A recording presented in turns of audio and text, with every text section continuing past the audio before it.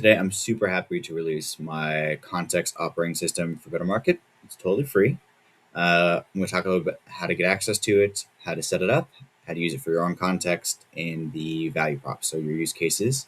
The first thing we're going to talk about is how it works. Then I'm going to show you how to set it up, and then I'm finally going to show you how to commit your work to GitHub. So I'm going to explain how the context OS works before we start setting anything up.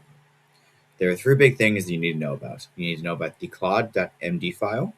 You need to know about the taxonomy and ontology, which are just ways of making rules for how the system should work and how the AI should interact with the system. And the .claude file, which basically gives Claude tools and specific rule sets on how to act, how to work. That means every single piece of content you put in or context is going to be integrated into the rest of the system. So not only it's human readable, but also can be read by agents very easily.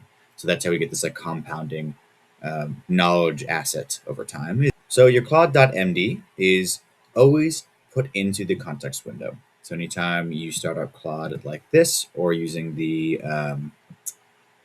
terminal, there's an extension, which I'll show you here in a second. But if you start it up, this is always going to be here. Think of it as like your constitution. This is how Claude should always interact with the system. This is what it needs to know how to interact with the system. This is like the baseline instruction set. Next are the ontology and taxonomy. So taxonomy is just your naming convention, and ontology is basically how you group things to make a consistent system. Don't let the philosophical names intimidate you. It's just your governing rule set for the system, right? That persists beyond just that AI chat window. This defines how files, aka nodes, should connect to one another, and how the metadata should work. So metadata is data about data. And in this system, it is stored in the format of front matter. Front matter because it goes at the front at the file. And all it does, it's basically a summary for both people and AI agents to understand what's in the document without having to read the whole thing. And the taxonomy defines, hey, this is how you can link things together. These are the tags you can use to tag files, nodes in the system. So that's why you want that governing rule set, is because each node is unique. You're going to want to limit the possible tabs you can put on a node, so everything remains consistent even as the system grows over time. Lastly, there's the .claude folder. So this is how Anthropic lets you customize your Claude Code instance. So we're not going to get fully into all the different ways you can customize Claude Code. That's for another video. But the ones I've included in this setup are agents, commands, and skills. Starting with commands, all it is that it takes this, right, this MD file, right, this context, and injects it right into this chat window. So you hit that, just think about this getting sent right into here. It's a command to get started, basically. An agent is basically a way to create another context window and have it go do something on its own and report back to the main window. So I'm going to cancel this because it's not relevant. It basically is a way to like kind of modularize a task and say, go off, do this thing, and then report back. And then finally, the skill is just a way to progressively show more context as it's needed. What that means is it's a way to teach Claude a skill. You can say, hey, this is our copywriting guidelines. Here's where to start to understand how we want to do copywriting. And then when you need to get more information about the framework, go get it, right? So this is just one file, but that's how that works in general. You can have other subfiles underneath it as references. That is the way we're customizing Claude for this context operating system right now. Okay, so this assumes that you don't have Cursor or Claude Code installed already. If you do, you can skip forward a little bit. If you don't, this guide is meant to walk you through all the installation. So this will be more effective than me walking through installing Git, installing a bunch of other stuff. All you have to do is take this, copy right here, You can take this to your ChatGPT web app, your Claude web app, or in Cursor, there's a built-in agent AI in there that can help you actually install all this stuff locally. So use this guide to get started. The first thing you're going to do is go and clone down the remote repository link. So you're going to go to show and run commands, hit get clone, and just paste that in. Hit here, and just paste it in, and it's going to ask you to put it in a file. Go put it in the same file that you're currently working out of. Okay, so you've cloned it down. The first thing you need to do is go into here, select all of these, and then just drag them to the main directory. Now, there's two ways to use Claude Code. There is the extension in the terminal command line interface. I personally use the command line interface, but if you want, you just go to here when you install it, open it, and then this thing will pop up. That's how you open the extension. But I like the terminal. It's my setup. Here we go. This is how I set my Claude Code Context OS configuration. This is the UI layout I generally use for most things. Now, it wasn't clear from the name in the middle of the screen. This is a context operating system for Jurassic Park. I know it's pretty shocking. My context engineering money managed to get me Jurassic Park, and I've been running it the whole time in secret. None of you guys knew. So I'm going to be processing in our real transcripts, internal documents, memos, and emails around park operations in our go-to-market plan for our launch next year in 1990. Here are a few examples of the transcripts we need to process in. Now I'm going to show you how we can use the Claude Code Setup in the Context OS system I've created to get these into a knowledge base. Here, and we can do /Quickstart.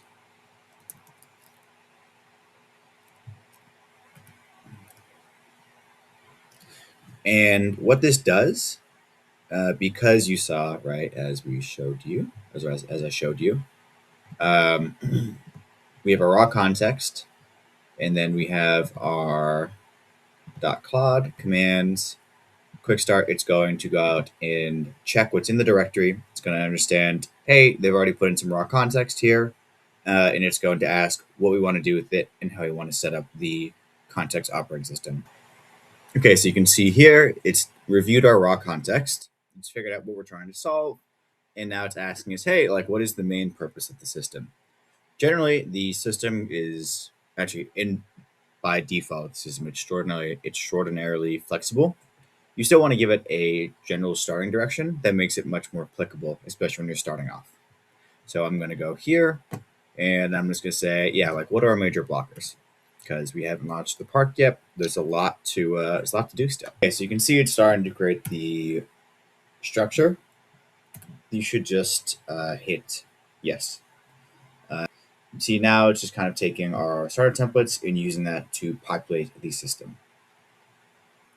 So because this is a smaller starting context set, it was able to review pretty much all of the raw context in one go and start updating the claude.md file to reflect the context. So this is what it's meant to do. It's meant to conform and adapt to the context you give it while adding structure, meaning, and integrating across all the different files to create a knowledge graph. Apparently, I mean, who would have known, right? There's a lot of security issues with the park. So that's blocked. Now I'm going to ingest the rest of the transcripts using the /ingest command. You can use this for pretty much any context type you want. This command just takes a single argument. You can say, hey, ingest the rest of the transcripts, ingest the rest of the emails. And because there's now a existing taxonomy and ontology fit for your starting context, it will append to the context graph using that rule set. So it took about 3 minutes, but it reviewed all of the transcripts, and then using the context it had about what we're looking for, right? We're looking to identify our blockers for launching, our taxonomy and our ontology, which is our rule set, how to organize things. It looked across all of those different transcripts and identified some major points to look through, right? So we have our knowledge base, we have our risks, we have our technical directory. Let me actually show you this. Knowledge base, business, operations, risks, technical.